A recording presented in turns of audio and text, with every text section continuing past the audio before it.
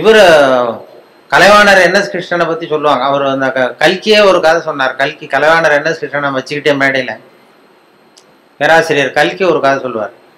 ஒருத்தன் வந்து டாக்டர்கிட்ட வந்திருக்கான். டாக்டர், எனக்கு உடம்புல ஏதோ கோளாறு, உடம்புல என்னன்னு பாருங்கள், எனக்கு என்னமோ உடம்பு சரியில்லைன்ட்டு வந்திருக்கான். அவர் டாக்டரை சோதனை பண்ணி பார்த்துட்டு, உனக்கு உடம்புல ஒன்றும் கோளாறே இல்லைப்பா, எல்லாம் சரியாக இருக்குது, நீ வந்து ஒன்றும் கவலைப்படாத, போயிட்டு வாண்டிருக்கா. இல்லை டாக்டர், நீங்கள் பாருங்கள், எனக்கு உடம்புல ஏதோ சிக்கல் இருக்குது அப்படின்ட்டுருக்கான். அவர் பார்த்துட்டார், இவனுக்கு உடம்புல எதுவும் இல்லைங்கிறத டாக்டர் புரிஞ்சுக்கிட்டார். அப்புறம் அட்வைஸ் பண்ண, பாருப்பா, உனக்கு வேண்டியது வந்து சிரிப்பு. நீ வந்து மனசில் ரொம்ப டென்ஷனாக இருக்க எப்போதும், அதுதான் உனக்கு கோளாறு மாதிரி தெரியுது. சரி, அதுக்கு ஏதாவது மாத்திரை கொடுங்கன்னா, மாத்திரையெல்லாம் இல்லை, அதுக்கு ஒரே வைத்தியம். கலைவாணர் என்எஸ் கிருஷ்ணன் நடித்த படம்லாம் ஓடிட்டு இருக்கும், சினிமா படம், அது ரொம்ப காமெடியாக இருக்கும், அதை போய் பார்த்துட்டு வா, ஒரு 2-3 படத்தை பார்த்துட்டு வா, சரியாக போடும்ன்ட்ருக்காரு. சரின்ட்டு போயிட்டான். மாத்திரை மருந்து வேண்டாம், அதுதான் மருந்துட்டு போயிட்டான். போயிட்டு ஒரு 4 நாள் கழித்து வந்தான் அதே டாக்டர்கிட்ட. டாக்டர், நீங்கள் சொன்னது மாதிரியே என்எஸ் கிருஷ்ணன் நடித்த படம்லாம் பார்த்தேன், அப்படியும் எனக்கு உடம்பு சரியாகலை அப்படின்றான். அவருக்கு டாக்டருக்கு பெரிய ஆச்சரியம். எனக்கு சிரிப்பே வரல, என்எஸ் கிருஷ்ணன் நடித்த படத்தை பார்த்துட்டு சிரிப்பே வரலன்ட்டான். டாக்டருக்கு ஆச்சரியம், இப்படி அதிசயமான மனுஷனாக இருக்கியா நீ, என்எஸ் கிருஷ்ணன் நடித்த படத்தை பார்த்தே உனக்கு சிரிப்பு வரலங்கிறியே, நீ யாரப்பா, உன் பேர் என்ன அப்படின்னா, நான் தான் என்எஸ் கிருஷ்ணன் அப்படின்னு. இது வந்து கலைவாணரை பற்றி கல்கி அந்த மேடையிலேயே உண்டு பண்ணி சொன்ன ஒரு கதை. அவர் சொல்கிறத கதை வடிவமாகவும், அது அப்படி சொல்கிறதுல உள்ள சுவாரஸ்யம் அதுதான். கதைங்கிறது அது ஒரு விஷயத்தை சுவாரஸ்யமாக சொல்கிறது என்னென்னா, அது ஒரு கதை மாதிரி இருக்கணும், அதில் ஒரு வேடிக்கையை சேர்க்கணும். இதுதான் இப்போ கல்கி கூட இப்போ இதில் எங்கள் ரேடியோவில் வந்து பேராசிரியர் கல்கி ரேடியோவில் வந்து பேசியிருக்காரு, சென்னை ரேடியோவில். எப்போ 1938. 1938 ஜூலை மாதமே ஏதோ ரேடியோ ஆரம்பிச்சிது, சென்னை வானொலி ஆரம்பிச்சிருக்காங்க. அது ஆரம்பித்து 6வது நாள் கல்கி வந்து பேசியிருக்காரு.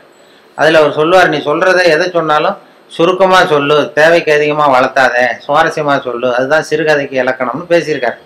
நான் அதை போட்டு கேட்டிருக்கேன். அதை பார்த்தா அதில் அவருக்கு ஒரு உதாரணமே கொடுத்துருப்பார். அதில் அதாவது சொல்கிறத வந்து சிறுகதை, தமிழில் சிறுகதைன்னு அவருக்கு தலைப்பு. அந்த பேச்சில் சிறுகதைன்னா என்னென்னா, சிறுசாக இருக்கணும், அதில் ஒரு கதை இருக்கணும், அதான் சிறுகதைன்னு அவர் விளக்கம் கொடுக்குறாரு கல்கி. கதைன்னா என்னென்னா, ஒரே ஒரு ஊரில் அப்படின்னு ஆரம்பித்தா அப்புறம் என்ன அப்படின்னு கேட்க தோணுதில்ல, அப்படி இருக்கணுமா. ஒரு வரியை படிக்கும்பொழுது அடுத்த வரி என்ன அப்படின்னு நமக்கு ஆர்வத்தை தூண்டணும், அதுதான் கதை அம்சங்கிறது. சிறுன்னா தேவைக்கு அதிகமாக வளர்த்தாத, சிறு கதைன்னா தேவைக்கு அதிகமாக ஒரு வார்த்தையை கூட போடாதே அப்படின்னு சொல்லி, அதான் சிறுகதையினுடைய இலக்கணம் அப்படின்னு சொல்லிட்டு அதுக்கு ஒரு உதாரணம் போட்டிருக்காரு. சிறுகதை இலக்கணம் என்னென்னா, அதாவது ஒரு நாள் காஞ்சிபுரம் உபய வேதாந்த தேசிக சுவாமிகள் தன் வீட்டு வேலைக்காரன் குப்பனை கூப்பிட்டு, அடே குப்பா, நீ உடனே ஸ்ரீபெரும்புதூர் ஓடிப்போய் அங்கே இருக்கிற திருவேங்கடாச்சாரியை சந்தித்து, திருக்குடந்தையில இருந்து இங்கே வந்திருக்கிற திருநாராயண ஐயங்கார் சுவாமிகள் திருக்கோவில் ஆராதனைக்கு திருத்துழாய் எடுத்து திரும்புகையில் திருக்குளத்தில் திருப்பாசி வழுக்கவே திருவடி தவறி வீழ்ந்தார் என்று சொல்லிவிட்டு வா அப்படின்னு எழுதினாலும். குப்பன்ட்ட வேலைக்காரன்ட்ட சொல்லிவிட்டு, என்னடா சொல்லிடுவியா, நான் சொன்னதானே, சொல்லிடுறேன் சாமி, எனக்கு தெரியுன்றான். எப்படி சொல்லுவதை என்கிட்ட ஒருத்தர் இங்கே சொல்லி காட்டுன்னு இருக்காரு. அப்போ அந்த அவன் சொன்னான், குப்பை என்ன சாமி, கும்மோனத்தா சாமி குட்டையில் ஒன்றான்னு சொல்லணும், அவ்வளவுதானே. இதை நான் சொல்லிட்டு போறேன், இது என்ன பெரிய விஷயம் அப்படின்னா, இதை சொல்லிவிட்டு கல்கி சொல்றாரு, சிறுகதையின் இலக்கணம் அந்த குப்பனுக்கு தெரிந்திருக்கிறது, உபய வேதாந்த தேசிக சுவாமிகளுக்கு புரியவில்லை அப்படின்னு ஒரு கல்கி. அப்போ அது எதை சொன்னாலும் சுருக்கமாக சொல்றது, இந்த வேடிக்கையாக சொல்றது, அதெல்லாம் வந்து மனிதர்கள்ட்ட, சக மனிதர்கள்ட்ட ஒரு பிரியத்தை ஏற்படுத்த நல்ல ஒரு கவர்ச்சி, அந்த கதையை படிக்கணும்னு தோணும். அப்படிதான், அதனால தான் அந்த விஷயங்களை சேர்த்து வானொலியிலையும் தொலைக்காட்சியிலும் நாங்கள் உபயோகப்படுத்துகிறோம். வானொலியிலேயே ரொம்ப, தொலைக்காட்சியிலேயே கூட நிறைய சுவாரஸ்யமான அனுபவங்கள் நம்ம வாழ்க்கையிலேயே நடக்கும். நிறையா வாழ்க்கையிலேயே கூட. இப்போ நான் இது முதல்ல திருநெல்வேலியில் தான் ரேடியோவில் சேர்ந்தேன், திருநெல்வேலி ரேடியோவில். அப்போ முத போய் என்னை பேட்டி எடுக்கிறதுக்கு மைக்கெல்லாம் கொடுத்து எங்கள் டைரக்டர் ஒருத்தர் அனுப்புனார். யாருக்கிட்டன்னா, இந்த டனால் தங்கவேலுன்னு ஒரு நடிகர் இருந்தார், K.A. தங்கவேலுன்னு ஒரு பிரபலமான நகைச்சுவை நடிகர். அவர் இதுக்கு ஒரு பொருள் காட்சியில் நாடகம் நடத்துறதுக்காக வந்திருக்கார் திருநெல்வேலிக்கு. அங்கே வந்து ஒரு ஹோட்டலில் தங்கியிருக்கார். அப்போ நான் இப்போ தான் புதுசாக போய் வேலையில் சேர்றேன் ரேடியோவில். எங்கள் டைரக்டர் கூப்பிட்டு, இது மாதிரி தங்கவேலுங்கிற நடிகர் வந்திருக்கிறாரு, அவரை போய் இன்டர்வியூ பண்ணிட்டு வா, பேட்டி எடுத்துகிட்டு வா அப்படின்னாரு. சார், எனக்கு பழக்கம் இல்லை, கொஞ்சம் பழக்கம் ஆனதுக்கப்புறம் போகிறேன், இப்போ வேறு யாரையாவது அனுப்புங்கன்னு. இல்லை அப்புறம் எப்போ தான் கற்றுக்கிறது, நீ போய் கற்றுட்டு வா அப்படின்னு சொல்லி உடனே மைக்கு எல்லாத்தையும் கொடுத்து அனுப்பிச்சிட்டார் கூட. அங்கே போனோம், போய் ரூமில் கேட்டது, வா தம்பி, வாழ்க்கை வந்து உட்காருங்க, என்ன செய்யணும் அப்படி அப்படின்னார். அவர் ரொம்ப ஊக்கமாக பேசினார். என்ன பயமுறுத்தலை. என்ன வேணும் அப்படின்னா, ஒன்றும் இல்லை, கேள்வி கேட்குறேன் பதில் சொல்லுவேன், கேளுங்க, என்ன வேணாலும் கேளுங்க, நான் சொல்கிறேன் அப்படின்னாரு. அப்போ நான் வழக்கமாக சும்மா சில குறிச்சிட்டு போனேன். முதல் தடவை பேட்டி இல்லை, அதனால் எனக்கு பயம். குறிச்சிட்டு முதல் கேள்வி, நீங்கள் முதல் தடவையாக மேடை ஏறினது எப்போ சார்? முதல் தடவையாக என்ன வேஷம் போட்டீங்க, எந்த நாடகம் அப்படின்னு கேட்டேன். இப்போ தங்கவேல் சொன்னார், அதை ஏன் கேட்குற தம்பி, முதல் தடவை எனக்கு அனுமார் வேஷம் போட்டு விட்டானுவோம், அதுவும் வசனமே கொடுக்கல, மற்றவன்லாம் பேசிகிட்டு இருக்கான் மேடையில், எனக்கு ஒரு ஸ்டூலை போட்டு அனுமார் வேஷம் போட்டு உட்கார வச்சுட்டான், நான் பாட்டு உட்காந்துருக்கேன், அவனு பாட்டு பேசிகிட்டு இருக்கான், அவ்வளோதான் எனக்கு ஆக்டிங்கு, அதான் முதல் வேஷம் எனக்கு அனுபவம்னார். அப்போ நான் கேட்டேன், அப்படின்னா ரொம்ப கஷ்டப்பட்டு நடிச்சிருப்பீங்க போல் இருக்கே சார் அப்படின்னேன். அதில் என்ன தம்பி கஷ்டம், வசனமும் கிடையாது, ஒன்றும் கிடையாது, சும்மா ஸ்டூலில் உட்காந்துருக்கிறது தானேன்னார். அப்போ நான் கேட்டேன், இல்லை சார், அனுமார் வேஷம் போட்டுக்கிட்டு சும்மா உட்காந்துருக்கிறது கஷ்டம் இல்லையா அப்படின்னா. அப்போ தான் அடடே பரவாயில்ல, நீ என்ன மாதிரியே பேசுறியே, பரவாயில்லையே நீ என்ன மாதிரி பேசுறேன்னு ஒரு உற்சாகம் கொடுத்தா. அதில் ஒரு ஊக்கம் வந்துட்டுது, சரி பரவாயில்ல நம்மளும் வேடிக்கையாக பேசலாம் போல் இருக்கு அப்படின்னு சொல்லி முதல் பேட்டியே அப்படி தான். அப்போ அதில் என்ன ஒரு யதார்த்த உண்மை என்னாச்சுன்னா, அது வந்து ஒரு 1977னா 35 வருஷத்துக்கு முன்னாடி, 77 நடந்தது இது அப்படின்னா, இப்போ 30 வருஷம் ஆயிருக்கும். அந்த 30 வருஷத்துக்கு முன்னாடி அவர் சொன்னது என்ன மாதிரியே பேசுறியே அடடே அப்படின்னாரு. கடைசியில் என்ன ஆச்சுன்னா, அவரை மாதிரியே பேச வேண்டிய ஒரு சந்தர்ப்பத்தை என்கிட்ட கொண்டாந்து கடைசியில் விட்டுது. அவர் செத்ததுக்கு அப்புறம், அவர் கடைசியாக ஒரு படத்தில் அவர் நடிச்சுட்டு செத்து விட்டார். அவர் இந்த வாய்ஸ் டப்பிங் பண்ணணும்ல, அதுக்கப்புறம் வாய் அசைக்க தந்தாலும் பேசணும், அதுக்குள்ளே அவர் இறந்துட்டார். உடனே என்னை கூப்பிட்டு, நீ அவருக்கு வாய்ஸ் கொடு, டப்பிங் வாய்ஸ் கொடுன்னு அந்த சினிமாக்காரங்க கூப்பிட்டு போனாங்க.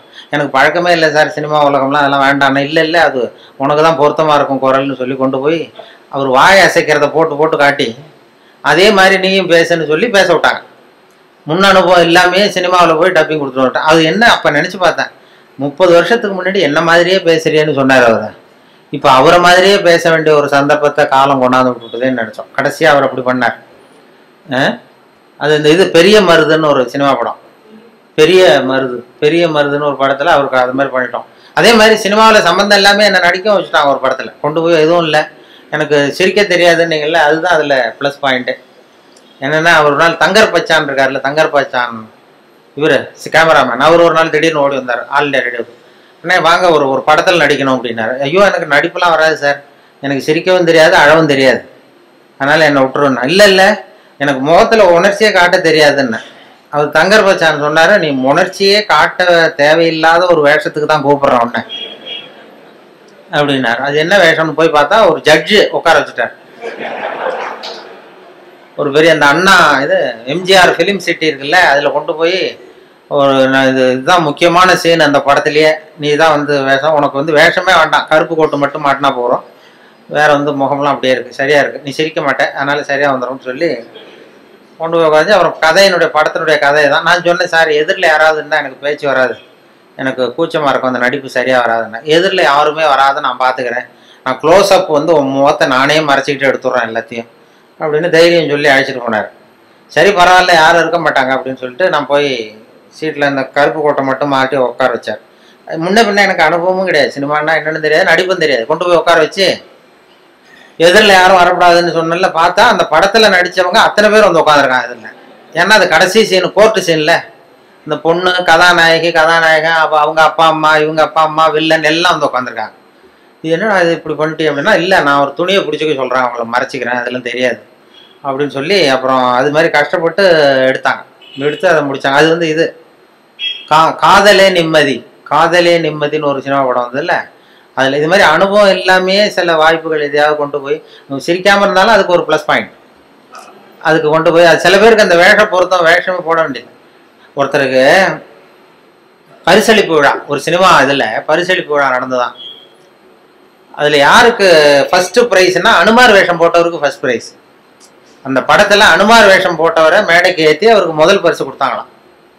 அவ்வளோ தத்ரூபமாக இருந்தது நடிப்பு, வேஷ பொருத்தம்லான்னு சொல்லி. உடனே இவர் சொல்லியிருக்காரு, வேஷத்தை அந்த வாங்கிக்கிட்டு அந்த அனுமார் வேஷம் போட்டவர், இந்த பரிசு வந்து எனக்கு சேர வேண்டியது இல்லை, உண்மையிலேயே எனக்கு மேக்கப் போட்டார்ல அவருக்கு தான் இந்த பரிசு நியாயமாக கிடைக்கணும், அவ்வளோ தத்ரூபமாக போட்டிருக்காரு, அதனால் இந்த பரிசுக்கு உரியவர் எனக்கு மேக்கப் போட்டவர், மேக்கப் மேன், அவருக்கு இதை நான் சமர்ப்பிக்கிறேன் அப்படின்னு சொல்லி மேக்கப் மேனை கூப்பிட்டு அவர் கையில் கொடுத்துட்டார். பரிசை கொடுத்துட்டு ஒரு பெருந்தன்மையாக வந்து உட்காந்துட்டார். அப்புறம் அந்த மேக்கப் போட்டவர் வந்து பேசினாராம், அவர் பெருந்தன்மையாக வந்து எனக்கு அந்த அவருக்கு கிடைச்ச பரிசை என்கிட்ட கொடுத்துட்டார். இது உண்மையிலேயே இந்த பரிசு அவருக்கு தான் உரியது, எனக்கு கொடுக்க வேண்டியதில்லை. ஏன்னு கேட்டிங்கன்னா நான் நிஜமாவே அவருக்கு மேக்கப்பே போடலை,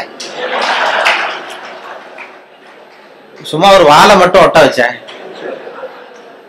ஒரு வாழை ஒட்ட வச்சதுக்கு இவ்வளவு பெரிய பரிசான்னு நான். அப்படி சில பேருக்கு மேக்கப் தேவைப்படாது. இப்போ எனக்கு அந்த படத்தில் அதான் மேக்கப்பே போடல, சும்மா ஒரு கருப்பு கோட்டை மாட்டி உட்கார வச்சு பேச விட்டாங்க. இப்படி சில பேருக்கு அந்த மேக்கப் அவசியம் இருக்காது, அந்த முகத்தினுடைய இது அப்படி பண்ணுவாங்க. அப்போ அதனால தான் அந்த நாம் வந்து வாழ்க்கையை வந்து அப்படி இது பண்ணணுங்கிறது வேடிக்கையாக எடுத்துக்கணும். நிறைய இது பண்ணி சிக்கல் உண்டாகணும். நான் இந்த ரேடியோவிலேயும் அந்தந்த அப்பப்போ அந்த ஏதாவது சில நண்பர்கள் நகைச்சுவை சொல்கிறது எல்லாம் பண்ணிக்கிறேன். சொந்த வாழ்க்கையிலேயே நிறைய அது மாதிரி இது பண்ணோம். இப்போ மெட்ராஸில் நான் வந்து இது மாதிரி ஆன்மீக விஷயமா சொல்லிகிட்டு இருந்ததும் ஒரு அப்போலாம் டிவிக்கு வரல, வானொலியில் மட்டுமே 14 வருஷமாக அந்த இன்றொரு தகவல்னு சொல்லிட்டு இருந்தோம். அப்போ எனக்கு என்ன முகம் தெரியாது யாருக்கும், ஆனால் குரலை கண்டுபிடிச்சிருவாங்க, முகம் தெரியாது. அப்போ என்னென்னா வெளியில் யாருன்னு தெரியாது, ஆனால் இன்றொரு தகவல் யாரோ பெரிய ஆன்மீக விஷயம் அதெல்லாம் சொல்லிட்டு இருக்காருன்னதும் வெளியில் வந்து ஒரு இமேஜ் வேறு மாதிரி இருந்தது. ஒரு ஆட்டோ டிரைவர் அடையாறுலேருந்து என்ன ஆட்டோவில் போய் ஏறி உட்காந்தேன். எங்கே சார் போகணுன்னாரு. இது மாதிரி போங்க அப்படின்ட்டு ஏறி உட்காந்து போயிட்டுருக்கேன், அந்த மயிலாப்பூர் பக்கம் போங்கன்னு. அவருக்கு என்ன ஒரு சந்தேகம்னா, இவன்கிட்ட பேச்சு கொடுத்துட்டே வர்றாரு, இவரை எங்கேயோ இவர் குரலை கேட்டது மாதிரி இருக்க அப்படின்னு அவர் ரேடியோவில் கேட்டிருக்காரு. அதை உறுதிப்படுத்திக்கிறதுக்கு அப்போல்லாம் டிவியில் வரலன்னா உறுதிப்படுத்திக்கிறதா என்கிட்ட பேசிக்கிட்டே இருக்காரு. சார் இன்னைக்கு பேப்பர் பார்த்தீங்களா அது இதுன்னா நானும் பேசிகிட்டே இருக்கேன். அவர் மனசுக்குள்ள ஒரு சந்தேகம், கேட்கறதுக்கு ஒரு தயக்கம். வந்து மயிலாப்பூர் வந்தது எங்கே நிறுத்தணும் வண்டியேன்னார். ஆல் இண்டியா ரேடியோ வாசல்ல நிறுத்தினேன். அவர் புரிஞ்சுக்கிட்டார், ஆஹா இவர் தான் நம்ம தேடின ஆள் அப்படின்னு. ஆல் இண்டியா ரேடியோ கேட்டுக்கிட்ட கொண்டு போய் நிறுத்தி இறங்கினதும் நான் காசை கொடுத்துட்டு உள்ளே போனேன். உள்ளே போகிறப்ப சார் ஒரு நிமிஷம் நில்லுங்கன்னார். என்ன பண்ண, இந்த ரேடியோவில் ஒருத்தர் இன்று ஒரு தகவல்னு சொல்லிட்டு இருக்காரு, அது நீ தானா அப்படின்னா. ஆமாம் நான் தான் அப்படின்னதும் அப்படியே அதிர்ச்சி ஆனது மாதிரி பார்த்தாரு. என்ன பார்த்துட்டு, என்ன சார் பேண்ட்லாம் போட்டிருக்கீங்க அப்படின்னாரு. என்னப்பா இது இல்லை சார், நான் தாடிலாம் வச்சுக்கிட்டு இருப்பீங்கன்னு நினச்சேன், தாடி வச்சுக்கிட்டு ஒரு காவி வேஸ்ட்டு கட்டிக்கிட்டு இருப்பீங்கன்னு நினச்சேன். ஆனால் அது மாதிரி அந்த முகத்தை பார்க்காதப்ப அந்த அப்படி ஒரு இமேஜை உண்டு பண்ணும். ஒரு அம்மா ஒரு நாள் ஒரு பொண்ணை கூப்பிட்டுட்டு என்கிட்ட ஆசீர்வாதம் வாங்க வந்துட்டு ஆல் இண்டியா ரேடியோக்கு வந்து வேலூர் பக்கத்துலேருந்து ஒரு நாள் சாயந்தரம் 5 மணிக்கு என் கூட வேலை பார்க்குறவங்களாம் இதில் வந்து கேசினோவில் ஒரு அருமையான இங்கிலீஷ் படம் போட்டிருக்கான், வா போய் பார்ப்போம்னு எனக்கு கூப்பிட்டுட்டு இருக்கிறாங்க நண்பர்கள். அலுவலகத்தில் வேலை பார்க்குறோம், சரின்னு புறப்பட்டுட்டு இருக்கேன் சினிமாவுக்கு. அப்போ யாரோ ஒரு அம்மா வந்திருக்குது உன்னை தேடின்னு ரிசப்ஷன்லேருந்து சொல்கிறாங்க. யார் இந்த நேரத்தில்னா ஏதோ வேலூர் பக்கத்துலேருந்து வந்திருக்கிறாங்க 2 பேர். அப்புறம் வர சொல்லு அப்படின்னு பார்த்தா வந்ததும், சார் இந்த இன்று ஒரு தகவல் சொல்கிறது யார்? நான் தான் அப்படின்னேன். உங்களை தான் சார் பார்க்க வந்தோம் அப்படின்னா. என்னம்மா பண்ணணும் அப்படின்னா, என் பொண்ணுக்கு ஆசீர்வாதம் பண்ணணும் சார். நாங்கள் சினிமாவுக்கு புறப்பட்டுருக்கோம் இங்கிலீஷ் படத்துக்கு. நீங்கள் என்னம்மா தப்பாக நினச்சிட்டு வந்துட்டீங்கன்னு நினைக்கிறேன். இல்லை சார் உங்கள்கிட்ட தான் ஆசீர்வாதம் வாங்கணுன்னது. இல்லைம்மா நான் வந்து சொந்தமாக எதுவும் சொல்லலை, பெரியவங்க சொல்கிற கருத்தை வந்து ரேடியோவில் சொல்லிகிட்டு இருக்கேன், அதனால் என்னையே பெரிய மகானாக நினச்சிக்கிட்டு நீங்கள் வந்துட்டீங்க, அதனால் நீங்கள் நினச்சது தப்பு அப்படின்னேன். இல்லை சார் உங்களை பற்றி உங்களுக்கு தெரியாது சார், எங்களுக்கு தான் தெரியும். இப்போ என்ன பண்ணணுன்னு, விபூதி பூசி விடுங்க சார், என் பொண்ணுக்கு சீக்கிரம் கல்யாணம் ஆகணும், விபூதி பூசி விடுங்க சார் அப்படின்னு. விபூதி நானே பூசலியம்மா, எங்கேருந்து கொண்டு வரணும்னா நானே கொண்டு வந்திருக்கேன் சார் கையோடங்குது.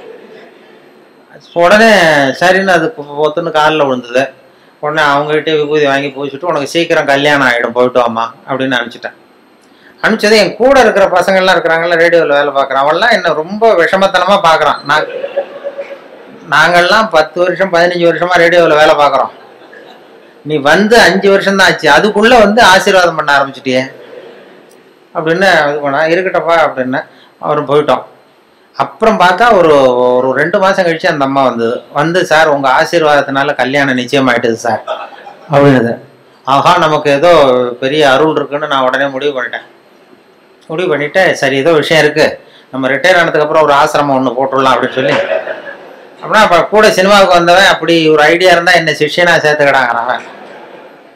இப்படி பண்ணிவிட்டு அப்போ அந்த மாத்திருபூதம்னு ஒரு டாக்டர் இருக்கார்ல, அவர் வந்தார். அவர் இப்போ இல்லை, அந்த மாத்திருபூதம் இந்த டிவிலாம் வருவார், அவர் ரேடியோவுக்கு அடிக்கடி வருவார். நான் அவர்கிட்ட கேட்டேன், சார் இது மாதிரி அவர் மனோதத்துவ டாக்டர், நான் ஒரு பொண்ணுக்கு வந்து விபூதி பூசி விட்டேன் சார், அதுக்கு வந்து கல்யாணம் நிச்சயம் ஆகிட்டுது, நான் ஆசீர்வாதம் பண்ணி 1 மாதத்துலேயே கல்யாணம் நிச்சயம் ஆகிட்டுது அப்படின்னா எனக்கு ஏதாவது அருள் இருக்கா அப்படின்னு கேட்டேன் அவர்கிட்ட. சைக்காலஜியில் என்ன சொல்கிறீங்க அப்படின்னு. அவர் வேடிக்கையாக சொன்னார், இந்த பார் கல்யாணம் ஆகிற வரைக்கும் உள்ள பிரச்சனையெல்லாம் நீ பார்த்துக்கோ, அதுக்கப்புறம் ஏதாவது பிரச்சனை இருந்தால் என்கிட்ட சொல்லு அப்படின்னா.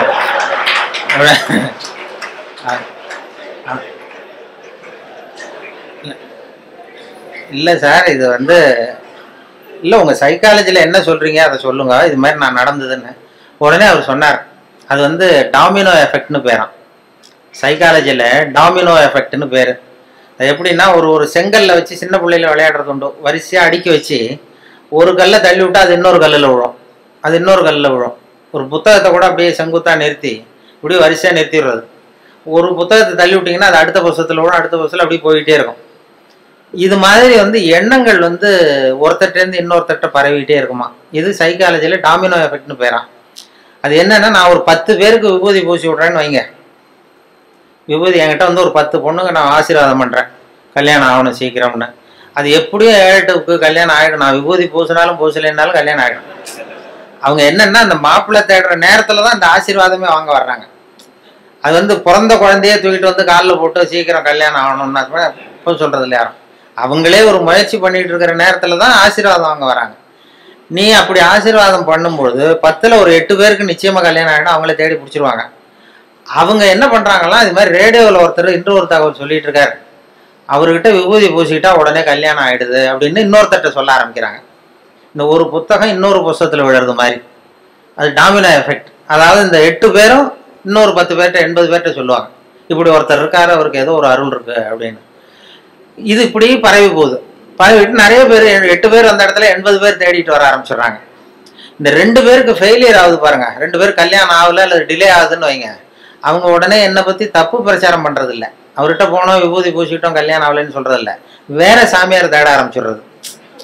இது சரியில்லை, வேற அந்த கோயிலுக்கு போயிட்டு வருவோம், இந்த கோயிலுக்கு போகலான்னு வேற முயற்சியில் ஈடுபட்டுறாங்க. அவங்க நோக்கம் வந்து கல்யாணம் ஆகணுங்கிறது தான்.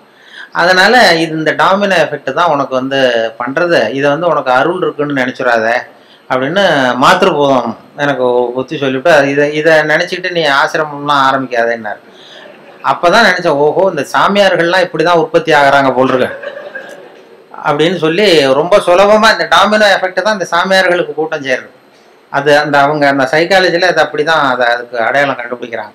அப்படி வந்துடும். என்னை பற்றி தப்பான அபிப்பிராயத்தை இந்த ரேடியோவில் இமேஜை மட்டும் தெரிஞ்சுக்கிட்டு அப்படி எல்லாம் தேடி வர ஆரம்பிச்சிட்டாங்க நிறைய பேர். அப்படி அது மாதிரி வேடிக்கைகள் நடக்கும் அதில். அதனால் அந்த இது சொல்லும்போது, இப்போ விவசாய நிகழ்ச்சிங்கிறது ரொம்ப ட்ரையாக இருக்கும், இந்த இது மாதிரி ஸ்டாட்டிஸ்டிக்ஸ் மாதிரி. அதனால் விவசாயத்துலேயும் நாங்கள் வந்து எதையாவது வேடிக்கையை கலந்து விட்டுறது. இப்போ கோழி பண்ணை வளர்க்குறத பற்றி பேசுவோம். கோழி பண்ணை வைக்கிறது எப்படி, எத்தனை கோழி விடணும், எப்படி தீனி போடுறதுன்னு சொல்லி ட்ரையாக சொல்லிட்டா அது வந்து ஒரு இதாக ரொம்ப அதில் வந்து எதையாவது வேடிக்கையை கலந்து கதை மாதிரி சொல்கிறது தான் வழக்கம் இந்த ரேடியோவில். அது அப்படி சொல்லுவோம். ஒருத்தர் கோழி பண்ணை வைக்கணும்னு ஆசைப்பட்டான். அவன் என்ன பண்ணுறது, போய் உடனே ஒரு கால்நடை மருத்துவர்கிட்ட போய் யோசனை கேட்க வேண்டியது தானே. அவன் நேராக போய் உள்ளூர் சாமியார்கிட்ட வைத்தியம் கேட்டான். உள்ளூர் சாமியார்கிட்ட இது மாதிரி கோழி பண்ணை ஒரு 1000 கோழியை வச்சு வளர்த்தான், பண்ணையை வச்சு. அதில் பாதி செத்து போச்சு. உடனே என்ன குறைன்னு தெரியலையேன்னு சொல்லி சாமியார்கிட்ட போய் யோசனை கேட்டான். ஒரு சாமியார் ஏதோ மந்திரம் போட்டு, நீ கோழி பண்ணை வச்சுருக்கியா, அது மேலே கூரை போட்டிருக்கியா, ஓடு போட்டிருக்கியா, அந்த கொட்டாயில் ஓடு போட்டிருக்கேன்னா அதான் தப்பு, நீ கூரையை மாற்றி சரியாக போடுன்ட்டார். ஏதோ பண்ணி ஆசீர்வாதம் பண்ணி சரின்ட்டு வந்து கூரையை மாற்றினான். அப்புறமும் பாதி செத்துது. மறுபடியும் அதே சாமியார்கிட்ட போனால் மறுபடியும் பாதி செத்து போச்சு சாமி அப்படின்ட்டுருக்கான். சரி, இந்த செவருலாம் வந்து செங்கல் செவரா மண் செவரா, செங்கல் செவரு அப்படின்னா அதான் தப்பு, மண் செவரா மாற்று சரியாக போடுன்ட்டான். சரின்ட்டு அதையும் மாற்றினா அப்புறமும் பாதி செத்துது. ஓடி போய் சாமிகிட்டே நின்னான். இப்போ சரிப்பா, இந்த கேட்டு வாசப்படி தெற்கு முகமாக வச்சிருக்கியா வடக்கு முகமாக வச்சிருக்கியானா வடக்க வச்சிருக்கானா, அதான் தப்பு, தெற்க மாற்று அப்படின்னா மாற்றிட்டான். மறுபடியும் போய் நின்றுருக்கான். சாமியை மறுபடியும் செத்து போச்சுன்னு. அப்போ அவர் பொறுமையாக சொன்னாராம் அந்த சாமியார்ட்ட, பாருப்பா, அதாவது சொல்றதுக்கு யோசனை நிறைய இருக்கு என்கிட்ட, சோதிக்கிறதுக்கு கோழி இல்லையே உன்கிட்ட, என்ன பண்றது அப்படின்னாராம். இதை வந்து அந்த கோழி பண்ணை வைக்கிற இதுல சொல்லிடுறது. கோழி பண்ணையை பத்தி ரேடியோவில் ஒலி வரும்போது இப்படி ஒரு கதையை உண்டு பண்றது. இதெல்லாம் வந்து ஒரு சுவாரஸ்யத்தை ஒன்று, ஒரு வேடிக்கைங்கிறது. ஒரு விவசாய நிகழ்ச்சியை பண்ணும்பொழுது கூட அந்த ஹியூமர், அந்த நகைச்சுவைக்கு ஒரு மரியாதை இருந்தது. அப்படி நிறைய சொல்லும். வாழ்க்கையில் வந்து எப்படியும் ஒருத்தன் வந்து ஒரு கோழி பண்ணை வச்சுக்கிட்டு இருந்தான். ஒரு கோழி வச்சு வித்துக்கிட்டு இருக்கான் ஒருத்தன். ஒரு பெரிய அவனுக்கு எல்லாம் தெரிஞ்ச ஒரு மாதிரி ஒருத்தர் வந்தார். என்னப்பா கோழி வியாபாரம் பண்ணுறியா அப்படின்னா, ஆமாம் கோழி தாங்க வித்துக்கிட்டு இருக்கான் அவன். இந்த பெரியவர் சொல்லியிருக்காரு, என்ன விவரம் இல்லாமல் நீ கோழி வித்துக்கிட்டு இருக்க, அதெல்லாம் சரியாக வச்சு விற்க வேண்டாமா ஏதோ எனக்கு தெரிஞ்சது பண்ணிட்டு இருக்கேன் சார் அப்படின்னு இருக்கான். சரி இதெல்லாம் எந்த ஒரு கோழி? அப்போ அவன் சொல்லியிருக்கான், கோழி விற்கிறவன், பாருங்க சார் இது எந்த ஊர் கோழின்னு அடையாளம் தெரியாது, அது சேவலா கோழியாங்கிறது மட்டும்தான் தெரியும், வேற அந்த கோழி எந்த ஒரு கோழிங்கிறதுலாம் நமக்கு தெரியாது, அது கண்டுபிடிக்க முடியாதுன்னு இருக்கான். இவரு சிரிச்சாராம். அந்த என்னடா இவ்வளவு தூரம் விவரம் தெரியாம இருக்க, கோழின்னா அந்த முதுவை பார்த்தே கண்டுபிடிக்கணும் எந்த ஒரு கோழின்னு, அது தெரியாம கோழி வியாபாரம் பண்ண வந்துட்டே நீ அப்படின்னு சொல்லி, உங்களுக்கு தெரியுமா சார்ன்றான். எனக்கு தெரியும்டா, அதோ போது பாரு அந்த மூலையில 2, அது வந்து நாமக்கல் கோழி, அதுல ஒரு 2 கூடு, முதுவை பார்த்தாவே தெரியுது. போது பாரு இது சேலத்து கோழி, இதுல ஒரு 2 கூடு எடுத்து வை. போது பாரு கோயம்புத்தூர் கோழி, இது முதுவை பார்த்தா தெரியுது, அதுல ஒரு 3 எடுத்து வை அப்படின்ட்டான். அவன் எடுத்து வச்சுட்டான். அவன் ஆச்சரியமா வச்சதும் இவர் பெரிய ஒரு காசை கொடுத்துட்டு கேட்டாரான், இந்த முதுவை பார்த்தே கண்டுபிடிக்கணும்டா, இது கூட தெரியாம வந்து நீ வந்து கோழி விற்க வந்துட்டியே, உனக்கு எந்த ஊர்றான்னு கேட்டிருக்காரு. அவன் முதுவை திருப்பி காட்டினானா, பார்த்து தெரிஞ்சுக்கோ, நீயே பார்த்து தெரிஞ்சுட்டு போ. அதாவது அகந்தை வரக்கூடாதுங்கிறதுக்காக சொல்லுவாங்க. நமக்கு தான் எல்லாம் தெரியும்னு நினைக்கக்கூடாது, அது வந்து இதாகிடும். அதுக்குதான் அந்த இதுவும் சொல்லுவாங்க, கர்வம்ங்கிறது கூடாது, மனிதர்களுக்கு கர்வம் வரக்கூடாது, கர்வம் வந்து தப்பு. ஒரு வெள்ளம் படிச்சுட்டு, அதான் ஒரு பிவிஎஸ்சி படிச்சுட்டு, பிவிஎஸ்சி கால்நடை மருத்துவருக்கு படிச்சுட்டு கிராமத்துக்கு வந்திருக்கான். அவனுக்கு எல்லாம் படிச்சுட்டோம், எல்லாம் தெரிஞ்சு போச்சுங்கிற ஒரு கர்வம் வந்துட்டுது. வந்தது அங்கே ஒருத்தன் மாடு மேய்ச்சிட்டு வந்துருக்கிறான். என்னடா விவரம் இல்லாமல் மாடு மேய்க்கிறீங்க, இதெல்லாம் பண்ணைன்னா ஒரு அதுக்கு ஒரு சயின்டிஃபிக்காக செய்யணும், அதெல்லாம் சயின்டிஃபிக்காக மாடு மேய்க்கணும், இதெல்லாம் ஒன்றும் தெரியாமல் இன்னமும் இங்கே ஒன்றும் விவரம் இல்லாமல் பண்ணிட்டு இருக்கீங்களே, இது என்ன இதெல்லாம் மாடு மேய்க்கிறீங்களே, இதெல்லாம் நீ தான் பார்த்துக்கிறியானா? ஆமான்றான். என்ன உங்கள் ஊரில் இது மாதிரி பசுமாட்டுக்கெல்லாம் கொம்பு இருக்காதா, பசுமாட்டுலாம் கொம்பு இருக்காதா அப்படின்றான். அப்போ அந்த பொடியும் சொன்னானா, சார் பசுமாட்டுக்கு கொம்பு இல்லைன்னா அதுக்கு 2-3 காரணம் இருக்குது. அதாவது கண்ணுக்குட்டியாக இருக்கிறப்ப அது கொம்பை வந்து எடுத்துருவோம், அதுக்கு முளைக்காது, அது கண்ணுக்குட்டியாக இருக்கிறப்ப கொம்பே முளைக்காது, அதனால கொம்பு இல்லாமல் இருக்கும். 2வது காரணம் வந்து வளர்ந்ததுக்கு அப்புறம் ஒன்னோட ஒன்று முட்டிக்கும், அதனால அது முட்டிக்கப்படாத கொம்பை நாங்களே எடுத்துருவோம், அதனால கொம்பு இல்லாமல் இருக்கும். இப்போ இதுக்கு ஏன் கொம்பு இல்லைன்னா இது 3வது காரணம். இதுக்கெல்லாம் ஏன் கொம்பு இல்லைன்னா இதெல்லாம் மாடு இல்லை குதிரை அப்படின்னா. அப்போதான் தெரிஞ்சிருக்கு இவன், ஆகா நம்ம வந்து ரொம்ப இதாகிட்டோம், படித்தா எல்லாம் தெரிஞ்சிடும்னு நினச்சிட்டோம். படிக்கிறதுங்கிறது தகவல் அறிவு தான், தகவல் அறிவை சேகரிக்கிறது. அதனால் அது மாதிரி சொல்லுவாங்க. இப்படி நிறையா அதில் எதையாவது சேர்த்து சொல்கிறது எங்கள் பழக்கம். அப்படி பண்ணுறதுனால தான் இந்த நகைச்சுவை உணர்வுங்கிறத சில சமயம் பேப்பரில் வர்றதை வச்சுக்கிட்டே கூட சில கடுமையான விஷயங்களை கூட வேடிக்கை வந்து மென்மையாக்கி கொடுத்துட்றது உண்டு. நாங்கள் அப்போ இந்த முன்னாடி ஒரு தரம் இந்த அரசியலில் ரொம்ப சூடாக இருந்தது, அமலாக்க பிரிவு அதிகாரிகள்லாம் வராங்க, விசாரணை நடக்குதுன்னு ரொம்ப கடுமையாக இருந்தது. அந்த நேரம் ஒரு விஷயத்தை எடுத்து இன்னொரு தகவலில் அப்படியே சொல்லிட்டோம், ஒரு கதை மாதிரி மாற்றி சொல்லியாச்சு.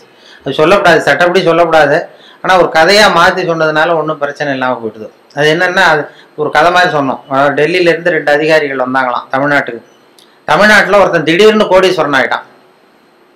கோடீஸ்வரன், அது எப்படி அவனுக்கு பணம் சேர்ந்தது, அதை போய் விசாரிச்சுட்டு வா அப்படின்னு 2 பேர் டெல்லியிலேருந்து அதிகாரிகள் அனுப்பிச்சிட்டாங்க. 2 பேர் வந்திருக்கான், அமலாக்க பிரிவு அதிகாரிகள்.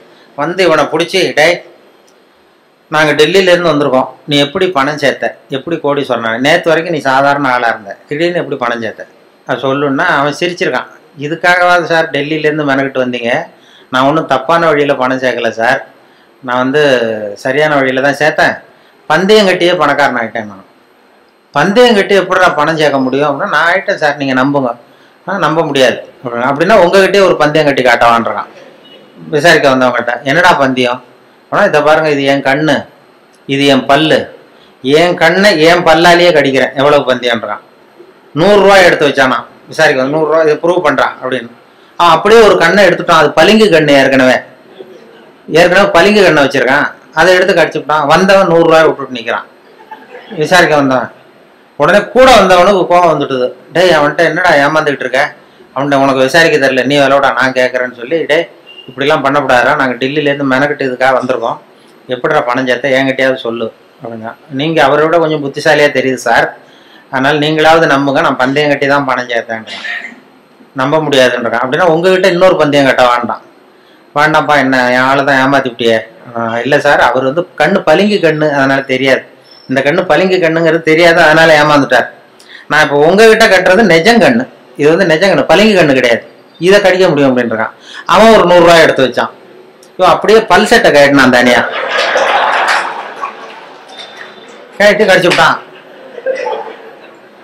அதையும் விட்டுட்டு 2 பேரும் அப்படியே அலண்டு போயிட்டாங்க. விசாரிக்க வந்தவன் வந்து, நீ மேற்கொண்டு அவன்கிட்ட பேச பேச நம்ம பணம் தான் போய்கிட்டு இருக்க. அவன்கிட்ட நாம வந்து அவன் பணம் எப்படி சேர்த்தான்னு கண்டுபிடிக்கிறதுக்கு வந்திருக்கோம். நாம வந்து அவனை இன்னும் கோடீஸ்வரன் ஆக்கிட்டு இருக்கோம். இதுக்காகவா மெனக்கிட்டு டெல்லியில இருந்து நம்மளை அனுப்புனாங்க? இது சரியா வராதுடா, இனிமே அவன்கிட்ட பேச்சு கொடுக்காத, ஒதுங்கி வந்து டெல்லிக்கு போறதுக்கு டிக்கெட்டுக்கு பணம் இருக்கா பாடுறா அப்படின்றான். எண்ணி பார்த்து சரியா இருக்கு, கரெக்டா இருக்கு, இன்னும் ஒரு பந்தயம் கட்டினோம்னா போச்சு, சரியா போகும், அதனால இப்போ இருக்கிறது சரியா இருக்குன்றாங்க. அப்படின்னா அவன்கிட்ட மேற்கொண்டு விசாரிக்காத, நம்ம போய் நம்ம தலைவர்கிட்ட சொல்லிடுவோம், டெல்லிக்குன்னு நாங்கள் போயிட்டு வரோம் சார், ரொம்ப தேங்க்ஸ், நீங்கள் அப்படியே இருங்க சார், சௌக்கியமாக இருங்கன்னு சொல்லிட்டு, ஏன் சார் கொஞ்சம் இருந்து சாப்பிட்டு போங்களேன்றாங்க. அதெல்லாம் வேணாம் சார், நீங்கள் மறுபடியும் ஏதாவது பேச்சு வரும், மறுபடியும் பந்தயம் கட்டுவீங்க, நாங்கள் போயிட்டு வரோம், நாங்கள் பார்த்துக்குறோம் சார், நீங்கள் போயிட்டு வாங்கன்னு ரொம்ப மரியாதையாக அவனை விட்டுட்டு போயிட்டாங்க. 2 பேரும் போய் டெல்லியில் இந்தியாவுக்கே தலைமை அதிகாரி அவர்கிட்ட போய் சொல்லிட்டான், சார் அவன் தமிழ்நாட்டுக்கு போனோம், தமிழ்நாட்டில் போய் அவன் எப்படி பணம் சேர்த்தானா பந்தயம் கட்டியே பணம் சேர்த்தேன்னு சாதிக்கிறான் சார், அது மட்டும் இல்லை எங்ககிட்ட ஒரு 200 ரூபாய் பிடிங்கிட்டு விட்டான் சார்.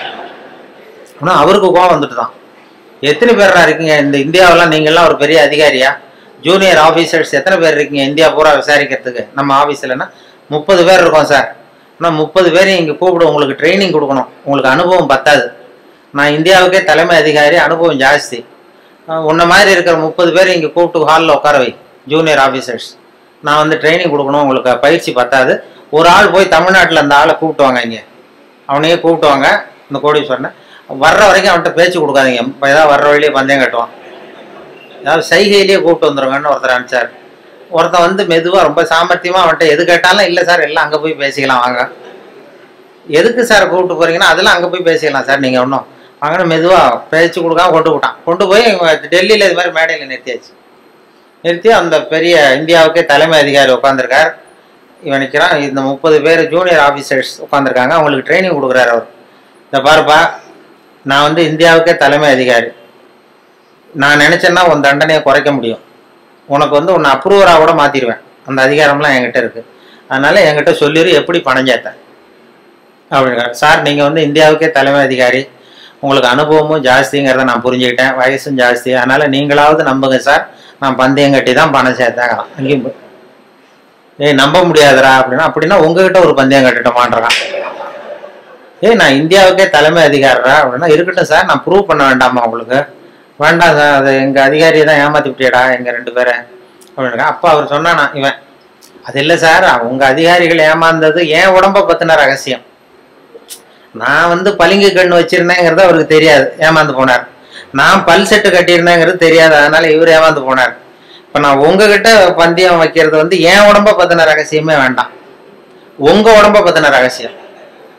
இவர் அசந்துட்டார், என் உடம்புல என்னடா ரகசியம்னார். இப்போ ஒன்றும் இல்லை சார், முதுகில் இடுப்புக்கிட்ட 1 ரூபா அகலத்துக்கு கருப்பாக ஒரு மச்சம் இருக்குது, உங்களுக்கு கருப்பாக ஒரு மச்சம் முதுகில் இடுப்புக்கிட்ட இருக்குது அப்படின்னா.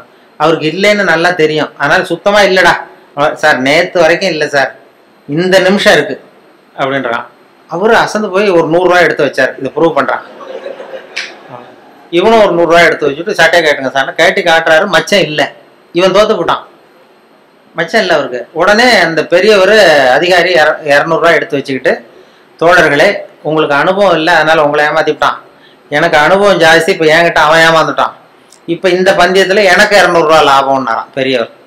அப்போ இவன் இங்கேருந்து போனோம், இவன் மெதுவாக ஆரம்பிச்சிருக்கான், சார் ஐயா நீங்கள் சொல்கிறது சரி, ஒரு 200 ரூபா இந்த பந்தயத்தில் உங்களுக்கு லாபம் தான், ஆனால் இதே பந்தயத்தில் எனக்கு 2900 ரூபா லாபம் சார்ன்றான். என்னடா பண்ண அப்படின்னு கேட்டிருக்காரு. உங்களுக்கு தெரியாம இந்த 30 பேர்கிட்டையும் தனித்தனியா ஒரு பந்தயம் கட்டியிருக்கேன். என்ன பந்தயம்டா கட்டினேன்?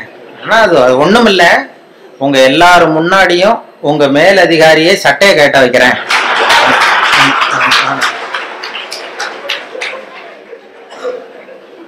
அதனால சரியா போச்சு சார், 2900 ரூபா கொடுங்க சார் வாங்கிட்டான். அவர் அசந்து போய் சாரை கொண்டு போய் பக்கத்து ரூம்ல யாராவது விட்டுட்டு வாங்க, அவர்கிட்ட இனிமே யாரும் பேசாதீங்க சார், மரியாதையை அவரை நடத்துங்கன்னு சொல்லி கொண்டு உட்கார வச்சுட்டு, அதுக்கப்புறம் பார்த்து தோழர்களே உங்களுக்கு நான் சொல்ல விரும்புறது என்னன்னா, இனிமே யாரும் தமிழ்நாட்டு பக்கம் விசாரிக்க போகாதீங்க, நீங்க போனா மத்திய பிரதேசம் உத்தரப்பிரதேசம் அப்படி எங்கேயாவது போங்க, தமிழ்நாட்டுக்கு போவீங்க அப்படின்ட்டாராம். அப்புறம் இதை சொன்னேன். இதை வந்து பத்திரிகையில் வந்து செய்தியை வச்சுக்கிட்டே இப்படி ஒரு கதையை உண்டு பண்ணி இது இராணுவத்தில் வேற மாதிரியான ஒரு ஜோக் அது, அதை கொஞ்சம் மாதிரியாக மாற்றி ஒரு கதையை உண்டு பண்ணி இதை ரேடியோவில் சொல்லிட்டேன். சொன்னதும் என்னாச்சு, அந்த ஒரு மந்திரிகிட்டேருந்து ஒரு பிஏ வந்தார். அப்போ இருந்த மந்திரி அவரு பிஏ என்ன பண்ணுவார்னா, அந்த மந்திரி வந்து எப்போதும் இந்த இன்னொரு தகவல் கேட்டுட்டு உடனே அவர் பிஏ அனுப்புவார். என்கிட்ட அனுப்பி இன்னைக்கு இந்த 20ஆம் தேதி ஒன்று சொன்னார், அதனுடைய காப்பி ஒன்று வாங்கிட்டு வா, இந்த மேடையில் பேசுறதுக்கு எனக்கு வேணும் அப்படின்னு கேட்டு வழக்கமாக வாங்கிக்கிறது வழக்கம். இந்த மாதத்தில் தேதியை குறித்து அனுப்புவார். இந்த 8ஆம் தேதி ஒலிபரப்பானது, 10ஆம் தேதி, 12ஆம் தேதி, இதெல்லாம் வந்து ஸ்கிரிப்ட் வாங்கிட்டு வா, மேடை பேச்சுக்கு எனக்கு வேணும்னு கேட்பார். உடனே நாங்களும் அவர் அந்த பிஏ வந்தாருன்னா உடனே ஒரு செராக்ஸ் காப்பி எடுத்து அனுப்பிச்சிடுவோம். இந்த கதையை சொன்னப்போ வந்துட்டார், இதை உடனே வாங்கிட்டு வான்னு அன்னைக்கு ஆள் வந்தது. உடனே நான் ஒரு காப்பி எடுத்து கொடுத்துட்டு அப்புறம் நாங்கள் மனசில் நினச்சிக்கிட்டோம், பாருங்க அவரே வந்து இதை வாங்கிட்டு போறாரு, சொல்லப்பட்டதே அவரை பற்றி தாங்கிறது தெரியாம அப்படின்னு சொல்லி அதை வேடிக்கை வச்சோம். இந்த விஷயத்த நீங்க வானொலியில ஒளிபரப்புறதுக்கு பெரிய சொல்லவே கூடாது. ஒரு தனி மனிதரையோ யாரையும் கேவலப்படுத்தக்கூடாது, கிண்டல் பண்ணக்கூடாது. அது வானொலியில சொல்றதுக்கு அனுமதி கிடையாது. எங்களுக்கு மெமோ கொடுத்துருவாரு அதிகாரி, அப்படி ஏதாவது தப்பா ஒருத்தரை கேலி பண்ணோம்னா. ஆனா இதை வந்து ஒண்ணுமே பண்ண முடியல அவரால். இது யாரையும் குறிப்பிட்டு தனிப்பட்ட முறையில யாரையும் சொல்லலை அப்படிங்கிறதுனால இது எனக்கு ஒரு மெமோவும் கொடுக்கல, என்ன திட்டமும் இல்லை, அது தப்பு கண்டுபிடிக்கவும் இல்லை. அது காரணம் என்னன்னா அதுல உள்ள அந்த கதை அம்சமும் நகைச்சுவையும் தான். அந்த வேடிக்கையும் அந்த கதையும் சேர்ந்துட்டுதுன்னா ஒரு இடத்துல சொல்லக்கூடாத விஷயத்த கூட சொல்ல முடியுதுன்னு பாருங்களேன். அதுதான் அனுபவம், அது நகைச்சுவைக்கு உள்ள மரியாதை. அப்படி நிறைய இதை சொல்லியிருக்கிறோம். சொல்லி அந்த எல்லா சப்ஜெக்டுக்கும் ஒவ்வொரு கதையை உண்டு பண்ணுறது. கோவப்படம், சினம் தவிர்த்தல் அப்படின்னு ஒன்று. அப்புறம் இது சகிப்புத்தன்மை, இப்படி எல்லாத்துக்கும் ஒரு கதையை உண்டு பண்ணி சொல்றது வழக்கம். சினம் தவிர்த்தல்னா அந்த இவங்க வேதாத்திரி மகரிஷி அவங்க அதில் சினம் தவிர்த்தல்னு ஒரு பயிற்சியை கொடுப்பாங்க. அது மாதிரி என்ன, இப்போ நான் இப்போ வேதாத்திரி மகரிஷியினுடைய 95வது பிறந்த நாள் கூப்பிட்டுருந்தாங்க. அந்த ஆழியாருக்கு போயிட்டு வந்தேன் போன ஒரு 10-15 நாள் முன்னாடி. அப்போ எனக்கு ஒரு 15 வருஷத்துக்கு 10 வருஷத்துக்கு முன்னாடியே ஒருத்தர் சென்னையில் ஒருத்தர் கூப்பிட்டார், சார் சினம் தவிர்த்தல்னு பயிற்சி நடத்துகிறோம், வாழ்க வளமுடன் அந்த வேதாத்திரி மகரிஷி, நீ வந்து கோவப்படாமல் இருக்கிறது எப்படின்னு பேசணும்னு என்னை கூப்பிட்டார். நான் சொன்னேன், நான் வந்து பயிற்சிக்கு வேணா வரேன், பேசுறதுக்கு வேண்டாம், எனக்கு பயிற்சி கொடுங்கன்னு. இல்லை சார் பயிற்சிலாம் நாங்கள் கொடுக்குறோம், நீ வந்து பேசிட்டு போ அப்படின்னாங்க. சரின்னு போய் எனக்கு தெரிஞ்ச மாதிரி நான் ஒரு கதையை சொல்லிட்டு வந்துட்டேன். இது மாதிரி சினம் தவிர்த்தல்னா எல்லாருக்கும் கோவம் வரும், ஒவ்வொருத்தர் ஒரு மாதிரி பண்ணுவாங்கன்னு சொல்லி ஒரு கதையை உண்டு பண்ணி, ஒரு மீனம்பாக்கம் ஏர்போர்ட்டில் ஒரு ஜப்பானுக்கு போக வேண்டிய பிரயாணி லக்கேஜோட இருக்காரு. இந்த லக்கேஜை வாங்கி பிளேனில் ஏற்றக்கூடிய தொழிலாளிகிட்ட அவர் அடிக்க போறாரு, சண்டைக்கு போறாரு பெரிய மனுஷன். அவன் பதிலுக்கு முகம் சுளிக்கவே இல்லை, சிரிச்சுக்கிட்டே சரி சார் சரி சாருங்கிறான். இவர் அடிக்க போறாரு, திட்டுறாரு, கண்ணாமண்ணு பயிறாரு, கோவப்படுறாரு. அவனுக்கு கோவமே வரல.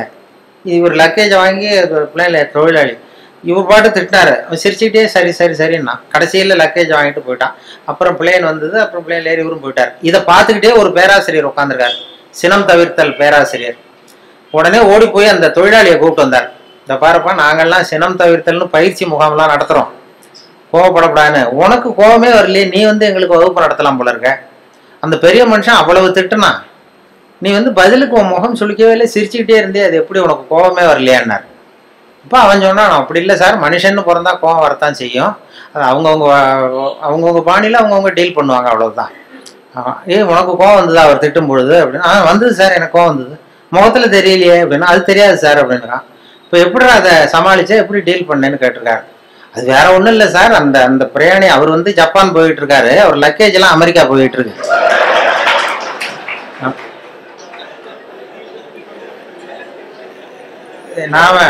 நாம எதுக்கு சார் அனாவசியமா வந்துட்டு சண்டை போடுறோம்? அதெல்லாம் வந்து ஒரு டென்ஷன் ஆகக்கூடாது சார், அனாவசியமா டென்ஷன் ஆகக்கூடாது சார் அப்படின்னு சொல்லிட்டு இதை அவங்க கூட்டத்தில் நான் பேசிவிட்டு வந்துட்டேன். அந்த சினம் தவிர்த்தல் பயிற்சி முகாமில் இதை போய் நான் பேசிட்டு வந்துட்டேன் 10 வருஷத்துக்கு முன்னாடி. அதுக்கப்புறம் இன்னை வரைக்கும் அவங்க கூப்பிடுறதே இல்லை, என்ன கூப்பிடுறதே இல்லை. அப்புறம் இப்போ கேட்டேன் ஒரு 10-15 நாளைக்கு முன்னாடி அவரை பார்த்து, ஏன் சார் மறுபடியும் ஒரு பயிற்சி முகாம்னா கூப்பிடுங்களேன் வரேன். அவங்க என்ன வேணாம் சார், நீங்கள் பயிற்சிக்கு வேணா வாங்க, பேசுறதுக்கு வேண்டாம், நாங்கள் பார்த்துக்குறோம் அப்படின்ட்டார். ஏன்னா அவங்க ஒரு முறையாக அதை சொல்லி கொடுக்குறாங்க, கோவப்பட மனசை எப்படி கட்டுப்படுத்துறது, மனசை எப்படி பயிற்சி பண்ணுறதுன்னு சொல்லி கொடுத்துட்டு இருக்கிறாங்க. அதில் போய் இப்படி குழப்பிட்டோம், நாங்கள் சொல்லி கொடுக்குறதையும் மறந்துடுவாங்க சார், வேண்டாட்டாங்க, அப்படி ஆகிடும். சினம் தவிர்த்தல்ங்கிறது ஒரு பெரிய பயிற்சி முகாமாக நடத்தி இது பண்ணிட்டு இருக்கிறாங்க. அது மாதிரி தான் சகிப்புத்தன்மையை பற்றியும் சொல்கிறது. இதெல்லாம் ரேடியோவில் அப்பப்போ சின்ன சின்ன கதையை சொல்கிறது தான். இது அவர் ஏன்னா அவர் செயலாளருங்கிறதுனால அவர்கிட்ட எப்போதும் கேட்டுக்கிறது, எவ்வளோ நேரம் சார் பேசணும்னு முதல் தடவை வந்தப்போ கேட்டேன்.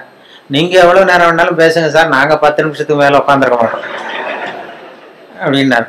அப்படி ஆரம்பித்தவர் அவர். அதனால் எப்போ முடிக்கணுங்கிறத கரெக்டாக சொல்லு அப்படின்னு சொல்லி முதல் கூட்டத்தில் எதிரில் உட்கார வச்சு ஒரு சிக்னல் கொடுத்தேன். அதாவது தலையை சொரிய சொல்லி, எப்போ முடிக்கணும்னு தோணுதோ அப்போ தலையை சொரிங்க, நான் முடிச்சுக்கிறேன் அப்படின்னு சொல்லி அவரை உட்கார வச்சு அது மாதிரி பண்ணிகிட்டு இருந்தேன்.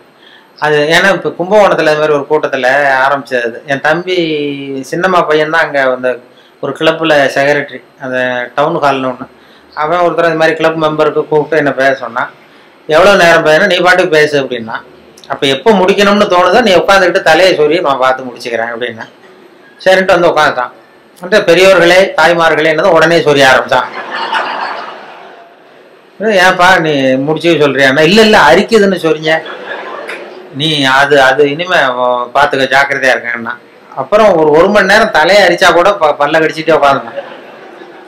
அந்த அது மாதிரி அவர்கிட்ட சொன்னது. அது பேச்சுங்கிறது அது மாதிரி சொல்லுவாங்க. ஏன்னா பேச்சாளர்கள் வந்து அவங்களுக்கு வந்து இந்த நேரம் ஆரம்பிக்கிறப்ப சிரமப்படா, அவர் முடிக்கிறது தெரியாது, எங்கே முடிக்கிறது என்னன்னு ஒன்றும் புரியாது, அவங்க பாட்டு போயிட்டே இருப்பாங்க. அது ஒருத்தர் சொன்னாராம், நீங்கள் தோழர்களே நீங்கள் எல்லாரும் காக்காயை பார்த்து ஒத்துமையை கற்றுக்குங்க, காக்காயை பார்த்து ஒத்துமையை கற்றுங்க, கிளியை பார்த்து அன்பை கற்றுக்குங்க அப்படி இப்படின்னு சொன்னாராம். இது மாதிரி புறாவை பார்த்து ஒத்துமையை கற்றுக்குங்க அப்படின்னா. அப்போ ஒருத்தர் கோபமாக எழுந்திரிச்சு, நீ நேரத்தை பார்த்து பேச கற்றுக்குங்க. அது மாதிரி வந்தோம், அப்படியே உபதேசம் மாதிரி பண்ணிகிட்டு இருந்தா அப்படி. ஆனால் பேச்சு வந்து சொல்லுவாங்க, அது வேடிக்கையாகவே சொல்கிறது உண்டு. ஒருத்தர் பேசிகிட்டே இருந்தாராம், ரொம்ப நேரம் பேசிகிட்டு இருந்திருக்காரு. சார் நான் எவ்வளோ நேரம் போனது தெரியல, உங்கள் பொறுமை தெரியல, நான் பேசிகிட்டே இருந்துட்டேன், கடிகாரத்தை கூட பார்க்க மறந்துட்டேன் சார் அப்படின்னாராம் பேச்சாளர். கடிகாரத்தை கூட பார்க்க மறந்துட்டேன், என்னை மன்னிச்சுங்க, ரொம்ப நேரம் பேசிட்டேன் போல் இருக்கு. ஆனால் ஒருத்தர் கோபமாக எழுந்திரிச்சு சொன்னாராம், ஏன் கடிகாரத்தை தான் பார்க்க மறந்தேன், பின்னாடி மாட்டியிருக்கிற காலண்டரையாவது பார்க்கக்கூடாதா அப்படின்னா. வாரக்கணக்கில் பேசிக்கிட்டு இருந்திருக்கான், முதல் நாள் ஆரம்பித்து மறுநாள் முடிகிற வரைக்கும் அப்படி ஆரம்பிச்சிருவாங்க. அப்படிதான் அந்த சொல்லுவாங்க. அவர் சொன்னது என்னன்னா, இது அந்த காலேஜ்லேருந்து பரிசோதனை, அது ஜோக்கு இல்லை, அது ஒரு சம்பவம் சொல்லிக்கிட்டு இருந்தேன் காலையில். அதாவது இந்த இவங்க இதில் மாநில கல்லூரியிலேருந்து மனோதத்துவ பேராசிரியர் ஒருத்தர் வந்தார். அவர் மாணவர்களெல்லாம் அழைச்சிட்டு வந்தார் என்கிட்ட.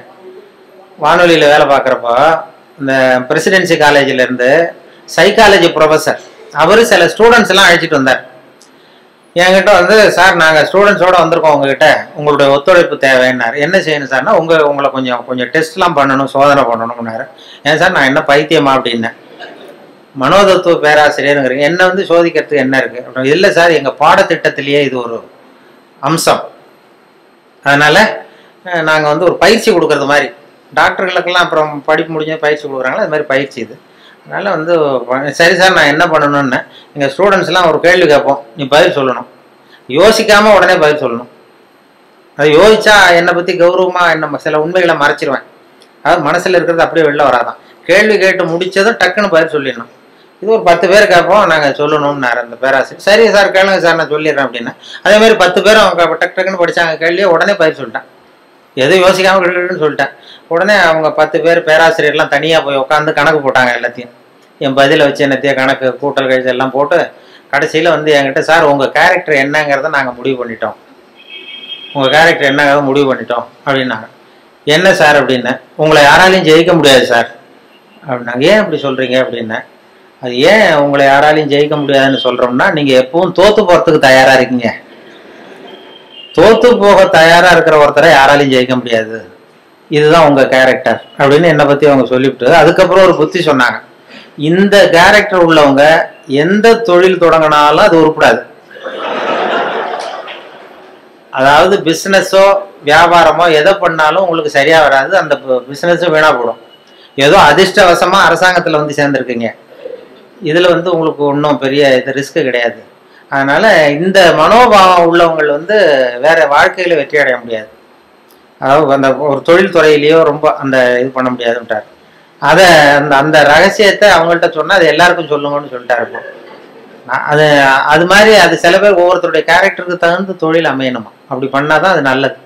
அதனால தான் சொல்லுவாங்க என்ன சில இதில் இந்த இந்த மனோபாவத்தில் சில வசதி உண்டு.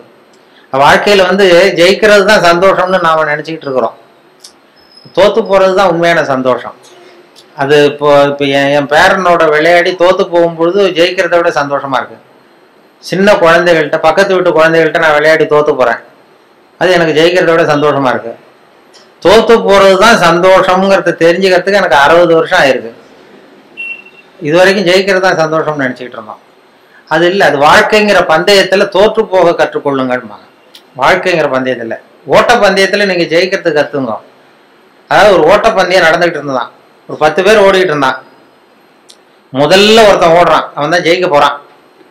அந்த வின்னிங் பாயிண்ட் ஜெயிக்கிற கட்டத்தில் பின்னாடி வந்தவன் தடுமாறி கீழே விழுந்துட்டான் பந்தயத்தில்.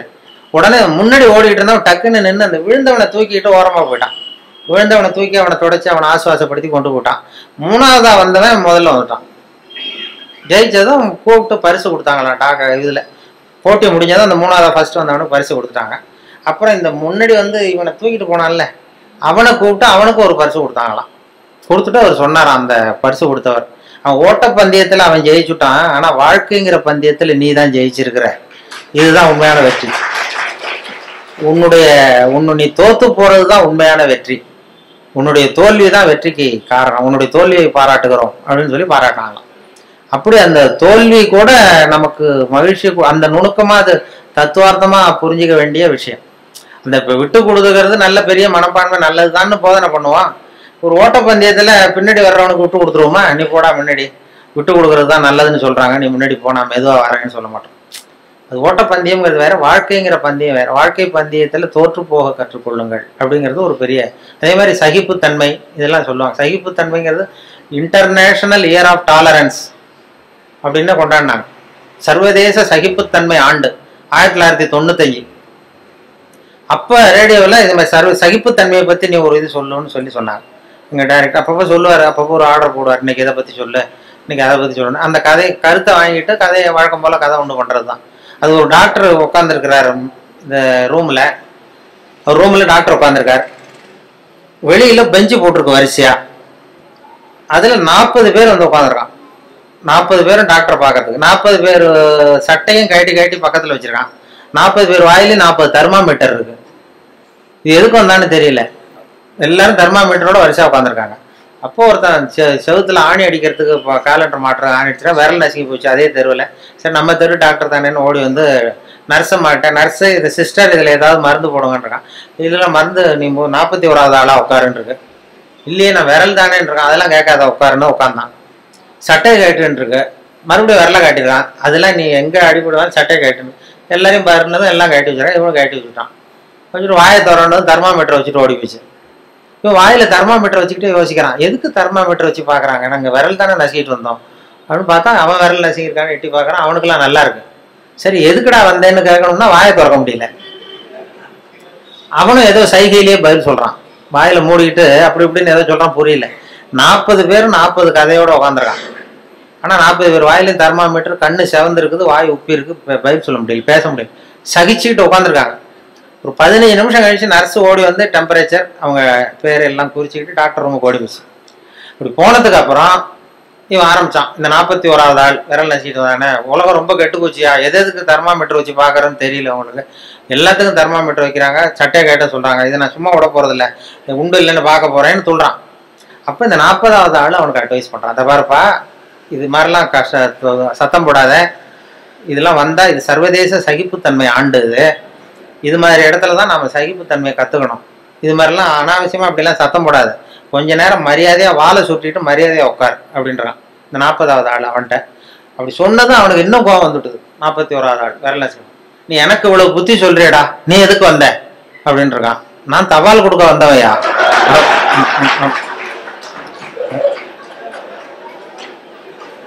தினப்படி வருவேன் சட்டையை கேட்ட சொல்லுவாங்க, நான் கேட்டு வைப்பேன், தெர்மாமீட்டர் வச்சு பார்ப்பாங்க, அதுக்கப்புறம் எடுத்துகிட்டு போனதும் மறுபடியும் சட்டையை மாட்டிக்கிட்டு நான் பாட்டு தபால் கொடுத்துட்டு போயிடுவேன். இதில் என்ன கெட்டு போயிட்டோம், எல்லாரும் சகிப்புத்தன்மையை வந்து வளர்த்துங்கப்பா எல்லாரும் அப்படின்னு சொல்லிட்டு போனாங்களாம். அது மாதிரி இது மாதிரி சந்தர்ப்பத்தையெல்லாம் நீங்கள் அதை வளர்த்துக்கலாம், சகிப்புத்தன்மையை வளர்த்துக்கிறது, சிரிக்க கற்றுக்கிறது, அப்படின்ட்டு. அதனால் இன்னும் நேரமும் ரொம்ப ஆயிருக்கும்னு நினைக்கிறேன். இன்னும் ரொம்ப அது மாதிரி அந்த சொல்லுவாங்க, ஒரு ஒரு பேச்சாளர் ரொம்ப வேகமாக எங்கேயோ போயிட்டு இருந்தாராம், வேகமாக வந்துட்டு இருந்தாராம். வரும்பொழுது ஒரு சிங்கம் வந்து வழிமறிச்சு தான், நான் உன்னை சாப்பிட போகிறேன்ருக்கு சிங்கம். ஐயோ நீ என்னை சாப்பிடாத, நான் ஒரு முக்கியமான கூட்டத்தில் பேச போயிட்டுருக்கேன் அப்படின்னாராம். ஐயோ அதெல்லாம் முடியாது, எனக்கு பசி தான் முக்கியம்ன்றிருக்கு சிங்கம். என்ன நீ என்ன அவ்வளோ நல்லா பேசுவியா அப்படின்னு தான் சிங்கம் அந்த பேச்சாளர். ஐயோ அதை ஏன் கேட்குற, நான் பேச ஆரம்பிச்சேன்னா கேட்குறவங்க அப்படியே மயங்கி விழுந்துருவாங்க, நீ இங்கேயே பேச, நான் மயங்கி விடுறேன் நான் பார்ப்போன்றது சிங்கம். அங்கேயே ஆரம்பிச்சார், பெரியவர்களே தாய்மார்களேன்னாரு, உடனே கரகரன்னு சுற்றி விழுந்துட்டு அப்படியே மயக்கம் போட்டு வந்துடுதே. ஆஹா இதுதான் நேரம் நம்ம தப்பிக்கிறதுன்னு மெதுவாக பாம்பு மாதிரி நெளிஞ்சு போனாராம். எழுந்திரிச்சு ஓடனா அந்த அதிர்ச்சியில் அவன் முடிச்சுக்கிட்டான்னா மயக்கம் தெளிஞ்சிரும்ல, அந்த சிங்கத்துக்கு மயக்கம் தெளிஞ்சிரும். அதனால் மெதுவாக நழுவி அப்போ கொஞ்சம் தூரம் போய் எழுந்திரிச்சு ஒரே ஓட்டமாக ஓடி போட்டான். ரொம்ப தூரம் ஓடுறான், வேருக்கு உழுது மூச்சு வாங்குது, சிங்கம் பின்னாடி துரத்துதா அங்கேயே கிடக்கான்னு திரும்பி பார்க்கறதுக்கு கூட தைரியம் இல்லை, அவ்வளோ தூரம் ஓடி போட்டான். ரொம்ப தூரம் போய் ஒரு இடத்துல மூச்சு வாங்க நின்று திரும்பி பார்த்தான், சிங்கம் அப்படியே கிடக்கா. என்னென்ன மூச்சு வாங்குது வேறு தொழுது பார்த்தா சிங்கம் அப்படியே கிடக்கு, மயங்க விழுந்தது எழுந்திரிக்கவே இல்லை, அப்படியே கிடக்கு. இவன் அங்கே இருந்து அந்த சிங்கத்தை பார்த்துட்டு மனசில் நினச்சிக்கிட்டானா, நல்ல வேளை நம்ம பேசினதை கேட்டுவிட்டு அந்த சிங்கம் மயங்கி விழுந்ததுனால நாம் தப்பிச்சோம் அப்படின்னு அவன் நினச்சிக்கிட்டானா. அதே நேரம் அந்த சிங்கம் லேசாக ஒரு தலையை தூக்கி ஒரு கண்ணால் அவனை பார்த்துட்டு இது நினச்சிக்கிட்டு தான், நல்ல வேளை மயங்கி விழுந்தது மாதிரி நடித்ததுனால நாம் தப்பிச்சோம், இல்லைன்னா அவன் பேசியே கொண்டிருப்பான் நம்மளை அப்படின்னு இதை நினச்சிக்கிட்டு தான். அது எதுக்குன்னா இப்போ உங்களெல்லாம் பார்த்தா அந்த சிங்கத்தோட முகம் மாதிரி தெரியுது, ஏன்னா பசி நேரம் வந்துட்டுது. அதனால் இதுக்கு மேலேயும் நீங்கள் சிங்கமாக மாறுற வரைக்கும் உங்கள் பொறுமையை சோதிக்கக்கூடாதுங்கிறதுனாலையும் இவரும் விடமாட்டார். இப்படி நாலாவது தடவை 5வது தடவை கூப்பிட்டுட்டே இருப்பார். ஒவ்வொரு தடவை எல்லாரும் எழுந்திரிச்சு நின்று கை தட்டுங்கம்பாரு. அதனால் மறுபடியும் உங்களை அப்புறம் வந்து சந்திக்கிறேன். ரொம்ப நன்றி, வணக்கம்.